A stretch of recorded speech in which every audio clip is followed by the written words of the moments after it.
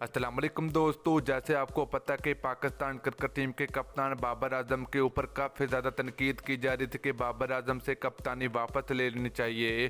तो दोस्तों पहले 2 वनडे मैच में बाबर आजम ने कुछ अच्छी बल्लेबाजी का मुजाहरा नहीं किया, तो उसके अलावा बाबर आजम ने अब तीसरे ओडीआई मैच में ज़बरदस्त किस्म की बल्लेबाजी का मुजाहरा करते हुए तनकीद करने वालों को भरपूर जवाब भी दे दिया है। तो दोस्तों बाबर आजम ने क्रिकेट की तारीख बदल डाली। बाबर आजम ने 145 साल पुराना रिकॉर्ड बना डाला। तो आज के इस वीडियो के अंदर आपको मुकम्मल तफसील आप लोगों को मिलेगी।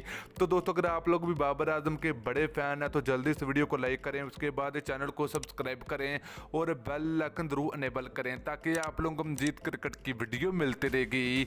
तो चलिए दोस्तों आपको बताते चले कि पाकिस्तान और इंग्लैंड के दरमियान तीसरा और आखिरी वनडे मैच खेला जा रहा है। तो आखिरी वनडे मैच में पाकिस्तान क्रिकेट टीम के बल्लेबाजों ने जबरदस्त किस्म की बल्लेबाजी का मुजाहरा किया। तो पहले इमामुल हक ने कमाल की बल्लेबाजी का मुजाहरा किया। तो दोस्तों इमामुल हक के आउट होने के बाद जब मोहम्मद रिजवान बैटिंग करने के लिए मैदान में उतरे तो मोहम्मद रिजवान ने भी जबरदस्त किस्म की बल्लेबाजी का मुजाहरा किया।